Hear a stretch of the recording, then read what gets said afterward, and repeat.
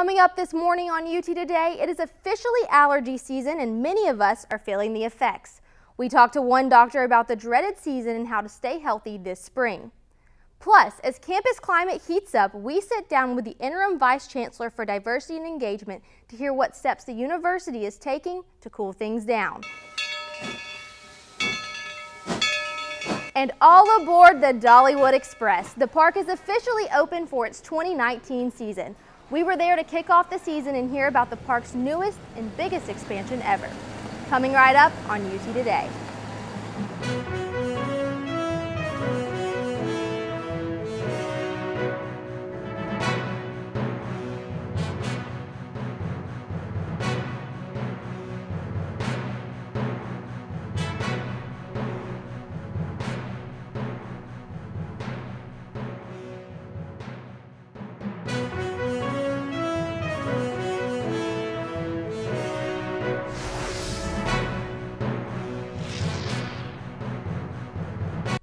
Good morning, everyone. I'm Chase Biefeld. And I'm Ansley Daniel. Thank you for joining us for UT Today. It's the university's School of Journalism and Electronic Media's weekly news program.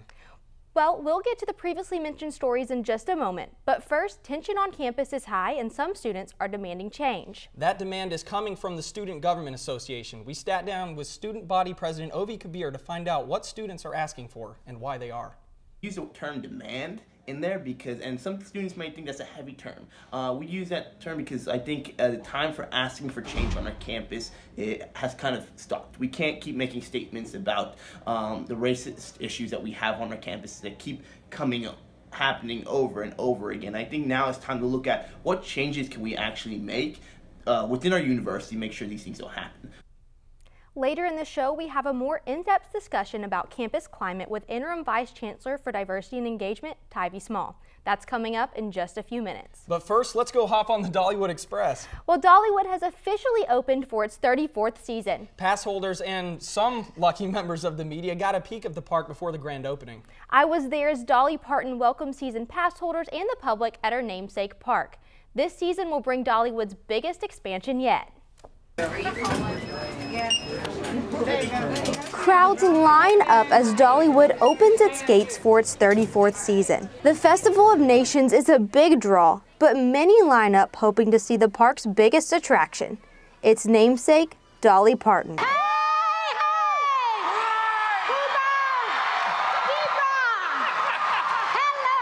Who greets the park goers with warmth and several wardrobe changes. They have such beautiful costumes. How do you like mine? First up, the Cuba Vibra show with Litz Alfonso Dance Cuba. The spring is full of entertainment here at Dollywood, so come on out and see the great groups from the Festival of Nations. We always love them with the great food and their families and your families. The entertainment lineup is also headlined by Drumstruck, the first interactive drum theater experience where members of the audience become part of the show. We love having all the people come from all over the world because music is the universal language. We all kind of come together with that because music is the voice of the soul. While there's always excitement for the shows, food, and culture that the Festival of Nations brings, this year there is also anticipation surrounding Dollywood's newest addition. And we are really excited about this season with Wildwood Grove. And of course opening in May because we got a little behind with all the rain and all the stuff we're doing. The $37 million expansion is the biggest one in the park's history.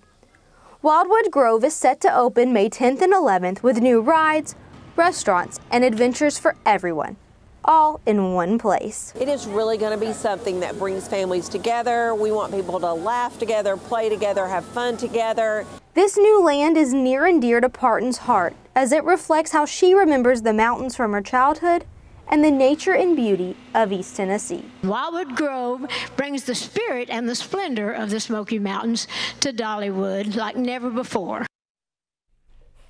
Gosh, Ansley, I'm jealous. I mean, I wish I could have been there because it looks like y'all had a blast. Well, we sure did. I'm excited to see what Wildwood Grove is going to look like in May when it opens.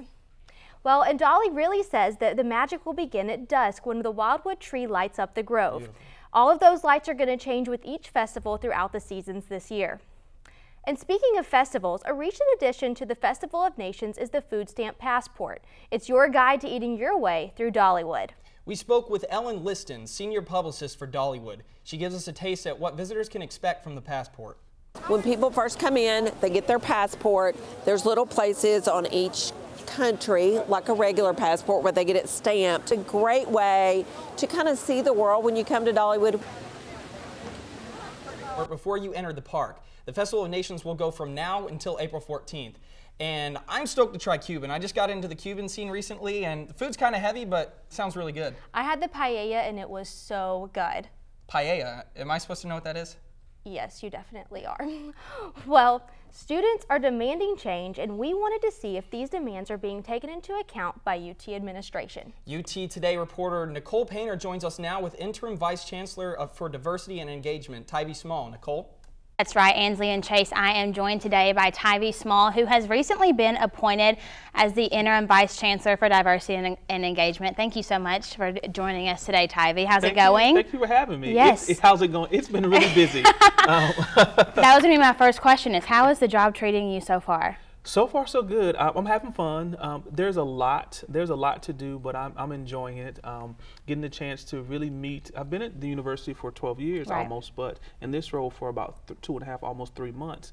And so I've had the opportunity to meet folks all across campus, faculty, staff, employee resource groups, our commissions, councils.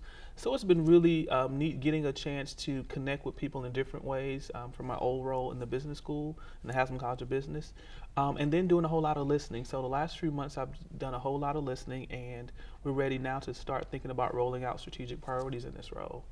So I know that this title is kind of complex. So if you could just make it as simple as possible, what is a Chancellor for Diversity and Engagement at UT, and what does that mean specifically for the University of Tennessee?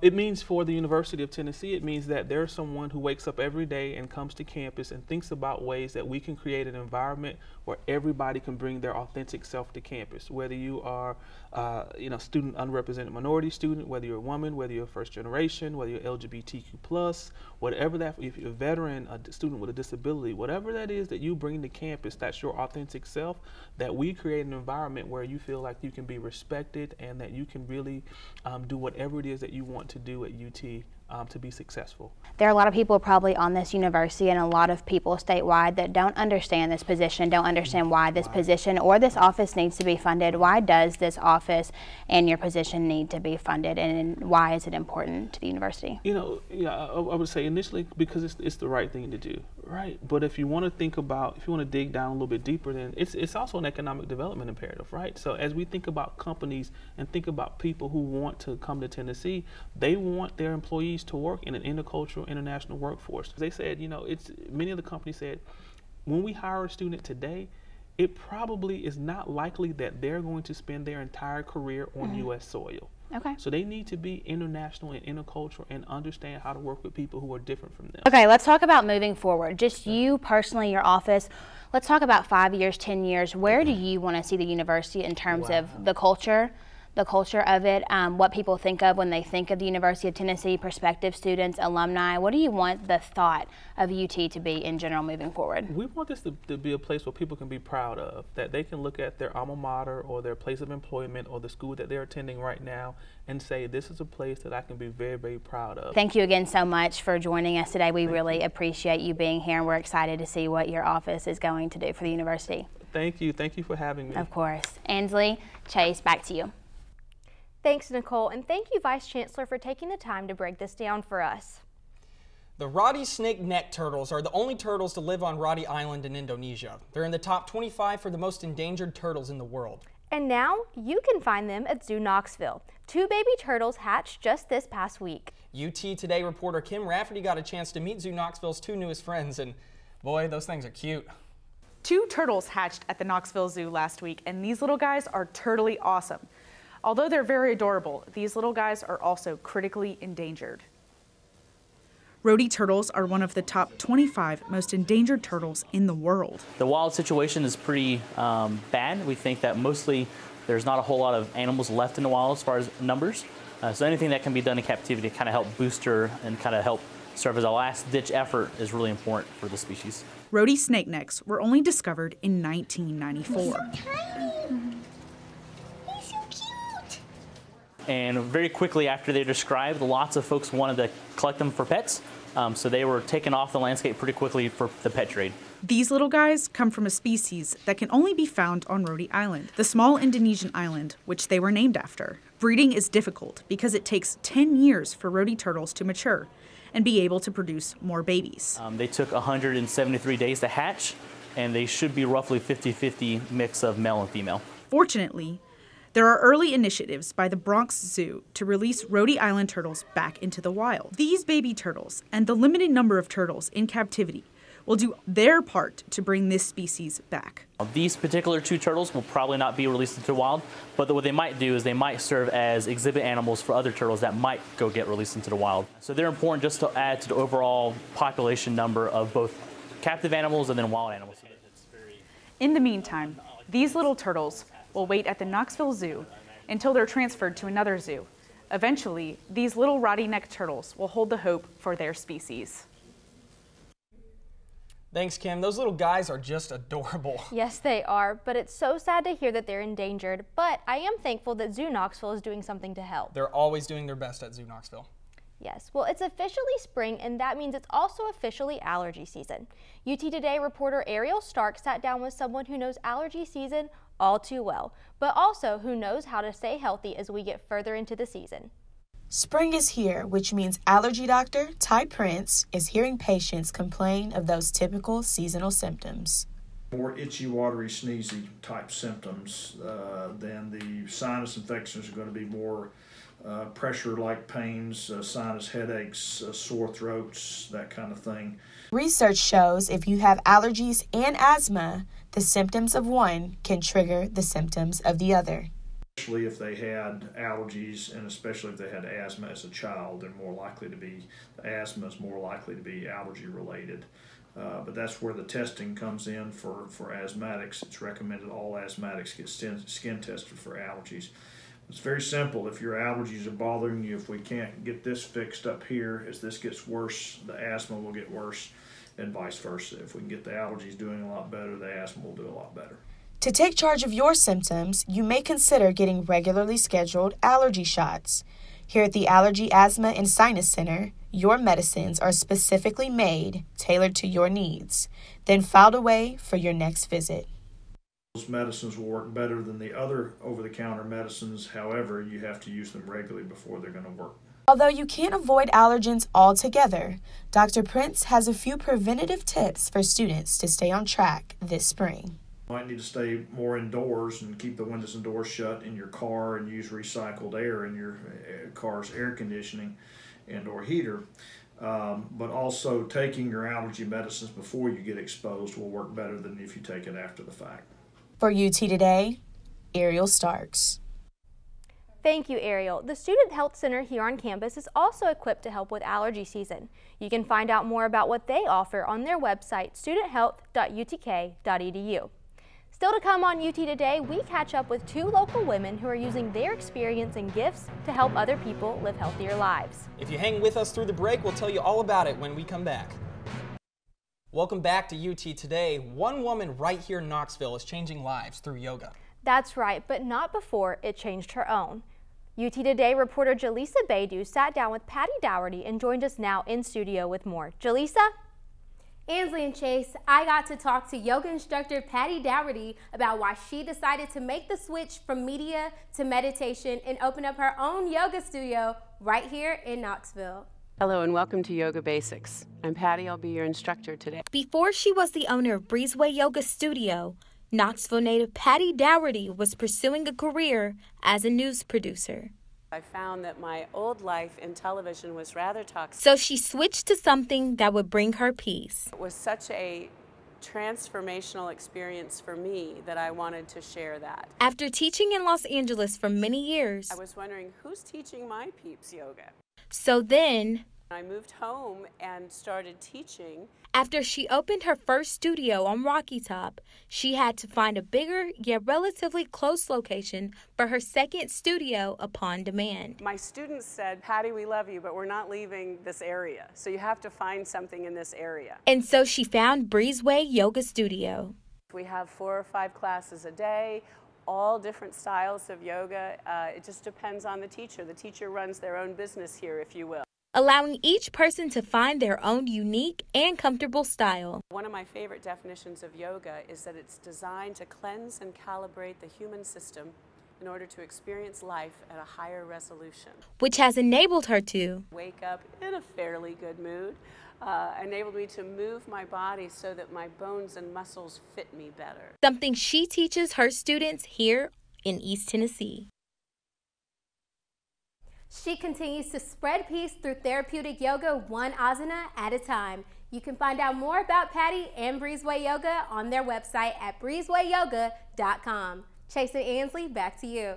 Thanks, Jaleesa. And I don't know, but that does look pretty relaxing. And my mom used to tell me, and my teachers, you need to chill out because I'm a hyper person. So yoga might be a good outlet for me. Well, maybe we should make the switch. Thank you again, Jaleesa, for that great story. Now turning to another local woman who uses her work to help others. One student here at UT is not only juggling her schoolwork and classes, but also her own business. UT Today reporter Sarah Johnson sat down with the student to talk business. We learned more about what she does and why she does it. So that's something that motivates me, not waiting on the next person to take up the torch. And I just go ahead and keep going and pushing through. Meet Taylor Lang, a junior at the University of Tennessee, Knoxville, and owner of Tacy's Skincare. Lang started Tacy's in June 2018 with the mindset of being able to help others. I started Tacy's because I suffer from eczema, so I have trouble with my skin staying moisturized and it's very sensitive. And I knew that other people had some of the same issues, so I would like to help them too. When making her products, she likes to use all natural ingredients like shea butter, coconut oil, a variety of essential oils, and more. This ensures that her customers have a pleasant and safe experience with her products. They will know exactly what is going on their body, that way they can know its effects and ensure they are not allergic to any of the ingredients. When you can read every ingredient on the label, that's something that's pretty rare today. And so it gives you the ability to go and look up those ingredients and find out the benefits if you aren't sure of them. After school, Lang plans to expand Tacy's to more than just online, hopefully even opening a storefront. Right now we operate solely off an online basis or face-to-face, but in the future I would like to have a store and expand Tacy's to an overall wellness business. Be sure to visit taysimone.com/shop-1 to order, or visit her Instagram, tacys.skincare, for more information. If you have an issue, come to Tacy's and we'll do our best to help you. For you, I'm Sarah Johnson. Wow, two great examples of women using their skills and experiences to help others. I mean, that's what college is all about. It's about figuring out what we want to do for the rest of our lives, but I feel like we're in the right place right now. But do you know who else is in the right place? Well, who is that? The Tennessee basketball Vols, the men's team. They're killing it this year in the tournament. They're a 2 seed, but they're certainly playing like they're the best. Well, that's great for the school, but what about the team's official shop? They're currently completely sold out of basketball jerseys due to the continued success of the basketball team this season. The Vol shop is completely sold out of jerseys again, which makes sense because they're unable to order more. We spoke to the manager at the Vol shop to see how they're dealing with the high demand. Because they're a cut and sew item, they take a while to get here. We have to actually place those orders a year in advance. Those orders were due in September of 2017. That was back when the basketball team was ranked 13 out of 14 in the SEC. And that order came in 2018, last year in September, or October rather, and sold out relatively quickly. So we won't be able to get any more in until next October. Although you might not be able to find any more basketball jerseys at the Vol shop, they do have tons of other orange and white merchandise to whet your appetite. And you can find all that stuff at any of the 5 locations, or since it's 2019, you could probably browse their website at utvolshop.com. Well, still to come on UT Today, opening day is approaching later this week in Kodak as the Tennessee Smokies kick off their 2019 season. We get a closer look at the newest feature of the Smoky Stadium. Find out right after the break. Hey everybody, welcome back to UT Today. I'm Will Bowling. Hey, isn't March great? You've got the NCAA tournament, spring practice for UT football that just started up, and of course, you've got opening day. That's right, it's already time to start talking about baseball again. And in Kodak, the Tennessee Smokies will open the doors of Smoky Stadium for its 20th season this Thursday. One of its newest features, the brand new Smokies Performance Center, will give fans a new way to enjoy the game of baseball any time of year. Sierra Morgan and I got a closer look. Hey everybody, Sierra Morgan here, and don't let this rainy weather fool you. I'm here at Smoky Stadium where they will open their doors this Thursday for their 20th anniversary. And if you've ever had that big league dream, with the new Smokies Performance Center, you can practice like a Smoky any time of the year. Any difficulty, any stadium, anytime. The possibilities are endless with the Tennessee Smokies' new state-of-the-art performance center featuring HitTrax technology. Think Topgolf, but for baseball. This is a really big upgrade compared to what we were using before. It was just one hitting bay before, and now you have this 6,800 square foot facility with 2 full hitting bays here, a soft toss cage there at the end, and a removable mound as well. So a huge facility compared to what we were using. This new performance center can do everything from batting practice to home run derbies in virtually any Major League Baseball stadium at any difficulty level, ranging from 10U to the big leagues. The best part? It's open to the public. To youth baseball team, to softball, the HitTrax can be used for softball as well. You can schedule your appointment online and rent the facilities by the hour or even the half hour. UT Today sports anchor Will Bowling and I had to give it a try. And after a few swings,